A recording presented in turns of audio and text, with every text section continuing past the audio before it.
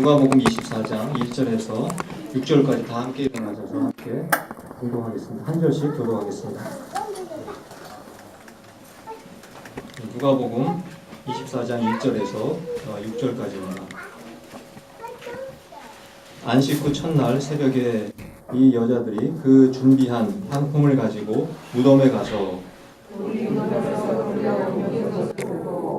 들어가니 주 예수의 시체가 보이지 아니하더라.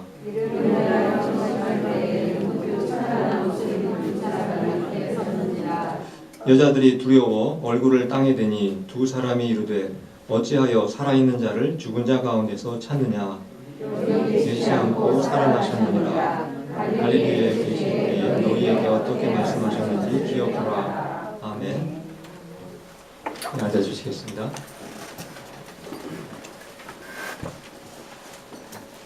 이 세상에는 기독교 이외에도 많은 종교들이 있습니다. 그리고 모든 종교들은 자기 종교를 만든 창시자가 다 있습니다. 그리고 각 종교의 그 창시자의 무덤을 아주 화려하게 그렇게 꾸며놓고 있습니다. 유명한 그 종교 창시자들의 무덤을 제가 사진을 몇 장을 예전에 한번 보여드린 적이 있습니다. 맨 왼쪽 상단에 있는 사진 그 무덤은 바로 유교의 창시자인 바로 공자의 무덤입니다. 그리고 오른쪽 위에 있는 저 사진은 마호메트 그 이슬람교의 창시자인 바로 마호메트의 묘지에 해당이 됩니다. 아주 화려하게 만들어 놓았습니다. 그리고 왼쪽 아래쪽에 있는 사진은 금방 아시겠지만 바로 불교의 창시자인 마호메트의 바로 무덤입니다. 이러한 무덤들은 아주 화려하게 잘 만들어 놨기 때문에 아주 유명한 관광 명소로도 그렇게 알려져 있습니다. 그래서 저 종교의 창시자들은 후손들에게 돈도 많이 벌어주게 하는 그러한 일까지 하고 있는 것 같습니다. 그러나 그 기독교는 예수님의 무덤이 사실 어디에 있는지 정확히 알지를 못하고 있습니다. 그리고 안다 할지라도 바로 오른쪽 아래에 있는 저 사진처럼 빈 무덤으로 저렇게 남아있다는 사실입니다. 왜 그렇겠습니까? 예수님이 죽은 상태로 존재하는 것이 아니라 바로 3일 만에 부활하셨기 때문에 저렇게 무덤이 비어있을 수밖에 없는 것입니다. 물론 이 사진은 예수님의 그 무덤은 아닙니다. 그러나 우리가 생각해 볼 때 죽은 사람이 다시 살아났다는 것은 우리 인간의 상식으로는 도저히 우리가 믿을 수 있는 일이 아닙니다. 그래서 예수님 당시 종교 지도자들은 바로 예수님의 제자들이 예수님의 그 시체를 훔쳐다가 갖다 놓고 부활했다라는 거짓말을 퍼뜨렸다 이렇게 소문을 냈습니다. 오늘날에도 예수님의 부활을 믿지 않는 사람 가운데는 아마 그 당시 종교 지도자들과 똑같은 생각을 갖고 있을 수도 있다고 생각이 됩니다. 여러분 예수님의 제자들이 마지막에 죽을 때 어떻게 다 죽었는지 혹시 알고 계십니까? 어떤 제자는 예수님처럼 십자가 처형으로 그렇게 죽은 제자도 있습니다. 베드로가 그렇게 죽었다고 그렇게 알려져 있습니다. 그리고 또 어떤 제자는 칼에 목이 잘려 죽은 그러한 제자도 있습니다. 또 어떤 제자는 돌에 맞아 죽은 그러한 제자도 있습니다. 왜 그들이 그렇게 비참하게 죽었다고 생각하십니까? 바로 예수님이 죽은 자 가운데서 부활하셨다는 그 소식을 전하다가 결국 그들이 그렇게 비참하게 순교를 당한 것입니다. 여러분에게 한번 여쭤보겠습니다. 사람이 언제 그리고 무엇을 위해서 자기의 목숨을 걸고 살아갈 수 있다고 생각하십니까? 자신이 믿지도 않는 그 거짓말을 위해서 목숨을 걸고 살아갈 수 있다고 생각이 되십니까? 정말 제자들이 예수님의 시체를 훔쳐간 후에 부활했다는 거짓말을 만들어 놓고 그 거짓말을 위해서 정말 목숨을 바쳤다면 과연 그것이 설득력이 있겠습니까? 거의 불가능하다고 우리가 생각할 수가 있습니다. 사람들은 최소한 진실을 위해서 진리를 위해서는 목숨을 바칠 수 있지만 자기가 뻔히 거짓말인 것을 알면서도 그 거짓말을 위해서 내가 목숨을 걸고 살 수 있는 사람은 단 한 사람도 없다는 사실입니다.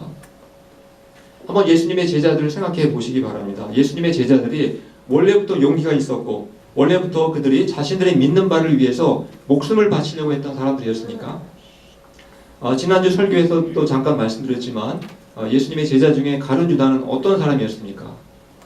그가 자신의 스승을 은 30에 갖다 팔아 넘긴 사람이었습니다. 또 베드로는 어떤 사람이었습니까? 베드로는 예수님의 그 수제자였지만 예수님을 모른다고 3번 부인했던 사람이었고, 또 다른 제자들은 예수님이 체포되자 전부 다 도망치는 정말 비겁한 그런 모습들을 다 보였던 사람들이었습니다.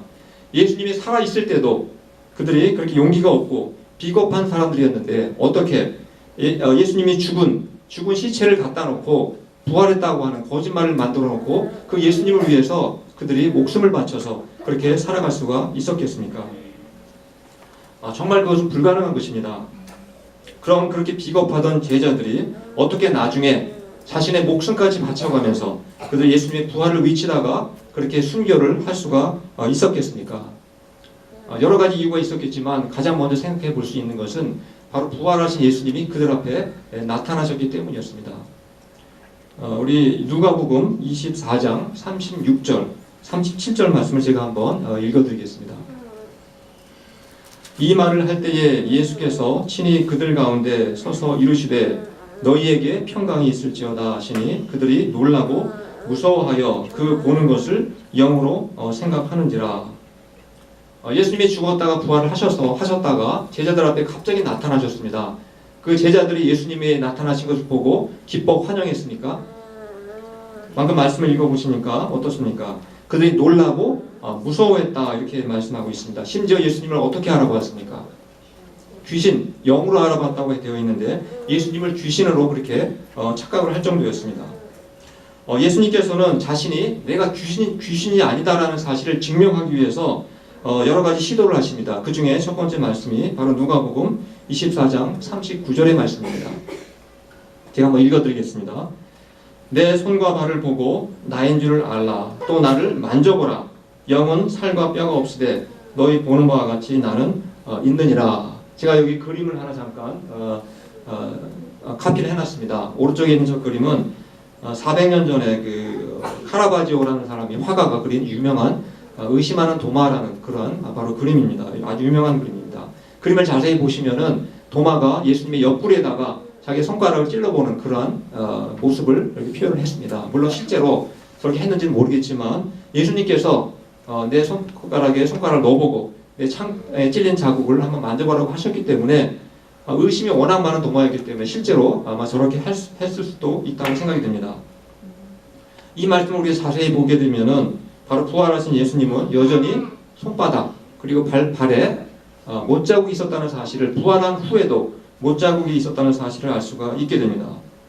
그래서 예수님은 의심하는 제자들에게 자신의 손과 발을 보여줄 뿐만 아니라 이렇게 직접 만져보라고까지 그렇게 말씀을 하신 것입니다. 그리고 이 말씀을 통해서 알 수 있는 것은 바로 부활하신 예수님은 우리와 똑같이 살과 뼈가 있다는 것을 우리가 알 수가 있습니다. 물론 우리와 질적인 차이가 있겠지만 여전히 부활한 이후에도 살과 뼈가 있다는 것을 우리가 알 수가 있습니다. 그렇다면 이렇게 예수님께서 이게 자신의 모습을 보여주시고 또 만져보게까지 하셨다면은 제자들의 마음속에 의심이 사라져야 마땅하지 않겠습니까? 그러나 제자들은 부활하신 예수님의 몸을 직접 보고 만져보았음에도 불구하고 정말 믿기가 어려웠습니다. 그러자 예수님이 또다시 자신이 부활했다는 사실을 증명하기 위해서 또 다른 방법을 제시하십니다. 보여주십니다. 바로 그 말씀이 누가복음 24장 41절에서 43절의 말씀입니다. 우리 한번 같이 읽어보도록 하겠습니다. 시작. 그들이 너무 기쁨으로 아직도 믿지 못하고 놀랍게 여길 때에 이르시되 여기 무슨 먹을 것이 있느냐 하시니 이에 구운 생선 한 토막을 드리니 받으사 그 앞에서 잡수시더라. 제자들이 부활하신 예수님을 두 눈으로 똑똑히 쳐다보고 또 두 손으로 만져보았음에도 불구하고 그 마음에 의심이 생기게 되자 예수님께서 무슨 행동을 하셨습니까? 생선 한 마리 가져오라는 겁니다. 구운 생선을 가져와서 직접 먹어 보이는 시범까지 보여주셨습니다. 이 정도까지 했다면 정말 이제 예수님이 정말 부활했구나 믿어야 하지 않겠습니까? 그러나 말씀에도 잘 보시면 알 수 있듯이 아직도 그들이 믿지 못하는 그러한 의심이 여전히 있었다는 것을 우리가 알 수가 있게 됩니다. 말하자면은 우리가 부활하신 예수님을 내 눈으로 직접 보고 내 손으로 만져본다 할지라도 우리가 그것만으로는 충분하지 않다는 것을 우리가 이 말씀을 통해서 알 수가 있게 됩니다. 사람이 보통 눈으로 보고 또 손으로 만져보았다 할지라도 시간이 지나면은 다시 의심이 생기는 것이 바로 인간의 마음입니다. 시간이 지나게 되면 그때 내가 혹시 꿈을 꾼 게 아닐까, 그때 내가 혹시 환상을 본 게 아닐까, 이런 의심이 생길 수가 있다는 사실입니다. 그래서 우리가 손으로 만져보고 또 눈으로 보았다 할지라도 시간이 지나다 보면 우리의 믿음이 다시 약해질 수가 있다는 사실입니다. 부모님들이 보통 이제 자녀를 이렇게 키우면서 야단을 치거나 혼을 낼 때가 있습니다. 여러분은 주로 어떨 때 자식을 혼을 내십니까? 물론 말을 잘 안 듣거나 또 공부를 안 하거나 또 친구들끼리 또 형제들끼리 싸울 때 아마 부모님들이 많이 야단을 치실 것 같습니다. 그런데 예수님은 조금 달랐던 것 같습니다. 예수님이 언제 주로 제자들을 야단을 치시고 책망을 하시고 꾸짖으셨는지 몇 가지 한번 예를 들어서 근데 공통점이 있습니다. 그 중에 대표적인 말씀 한번 찾아서 읽어보겠습니다. 마가복음 16장 14절 말씀입니다. 한번 앞에 보시고 같이 읽어보도록 하겠습니다. 시작. 그 후에 11제자가 음식 먹을 때에 예수께서 그들에게 나타나사 그들의 믿음 없는 것과 마음이 완악한 것을 꾸짖으시니 이는 자기가 살아난 것을 본 자들의 말을 믿지 아니함일러라. 예수님의 제자들이 믿음 없는 행동을 할 때마다, 믿음 없는 소리를 할 때마다 항상 꾸짖고 책망하셨습니다. 꼭 부활뿐만이 아니었습니다. 또 예수님께서는 엠마오로 가는 두 제자가 부활의 소식을 듣고도 그들이 낙심하고 실망해서 엠마오로 내려갈 때 그때 예수님이 나타나셔서 그 두 제자들을 향해서 어떻게 꾸짖으셨는지 우리 한번 누가복음 24장 25절 말씀을 한번 또 같이 읽어보도록 하겠습니다. 시작. 이르시되 미련하고 선지자들이 말한 모든 것을 마음에 더디 믿는 자들이여. 예수님께서는 엠마오로 가는 두 제자가 부활 소식을 듣고도 믿지 못하자 그들을 향해 어떻게 꾸짖으셨습니까? 미련하고 더디 믿는 자들이여. 여러분 오늘 설교 제목이 바로 여기서 제가 채택을 한 것입니다. 이것을 설교 제목으로 한 이유는 우리가 더디 믿고 미련한 자가 되지 말자는 의미에서 그렇게 설교 제목을 붙인 것입니다. 혹시 여러분 중에서는 나는 부활하신 예수님을 내 손으로 만져보고 내 눈으로 똑똑히 쳐다봐야만 나는 부활을 믿을 수 있다, 그렇게 혹시 생각하는 분이 계십니까? 제가 옛날에 직장을 다니면서 꼭 전도를 하고 싶은 사람이 있었습니다. 근데 그분께서 믿지 않는 이유를 저에게 말씀을 하셨는데 그 이유는 왜 예수님은 제자들에게만 나타났느냐 하는 것입니다. 그 부활하신 예수님이 나에게도 좀 나타나면 내가 믿지 않겠느냐 그러면서 끝까지 믿음을 권했지만 믿지 않는 그러한 분이 계셨습니다. 혹시 여기 계신 분들 중에서도 비슷한 생각을 하고 계신 분이 계십니까? 정말 부활하신 예수님이 내 눈앞에 나타나시면 내가 예수님의 부활을 내가 확실히 믿을 수 있겠습니다, 그렇게 혹시 생각하는 분이 계신지 모르겠습니다. 근데 저의 경우에는 부활하신 예수님이 내 눈앞에 나타난다 할지라도 제가 정말 예수님을 믿을 수 있을지 확신할 수가 없을 것 같습니다. 왜 그런지 아십니까?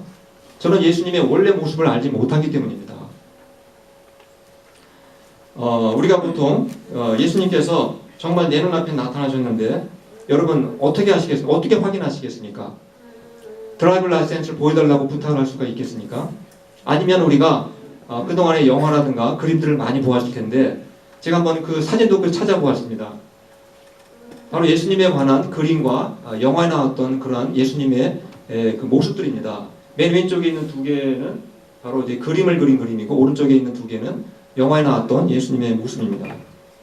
여기 보시면 다 다릅니다. 여러분이 예수님이 실제로 나타난다 할지라도 그 예수님이 누군지 정말 예수님인지 어떻게 확인할 수가 있겠습니까? 그러나 제자들의 경우는 좀 달랐습니다. 제자들은 3년 동안 예수님하고 먹고 마시고 자고 함께 생활을 했기 때문에 예수님의 진짜 얼굴을 그들은 알아볼 수가 있었습니다. 그런데도 불구하고 그들이 믿었으니까 부활하신 예수님이 나타나셨을 때 눈으로 직접 보고 손으로 만져보고 직접 예수님이 먹는 것을 보았음에도 불구하고 여전히 의심이 그 마음속에서 완벽하게 사라지지는 않았다는 사실입니다. 그런데 우리는 한 번도 예수님을 진짜 얼굴을 본 적도 없는데 예수님이 진짜 딱 나타나시면 우리가 어떻게 예수님인지 확인할 수가 있겠습니까? 만약에 예수님이 우리 앞에 나타나면 아마 대부분 우리들은 귀신이 나타난 줄 알고 다 아마 기절할지도 모를 거라고 생각이 됩니다. 그럼 우리 같은 경우에는 부활하신 예수님을 직접 본 적도 없고 만져본 적도 없는 우리가 어떻게 우리는 예수님의 부활을 믿고 또 예수님의 부활을 증거하기 위해서 우리의 목숨까지 바치면서 살아갈 수가 있겠습니까?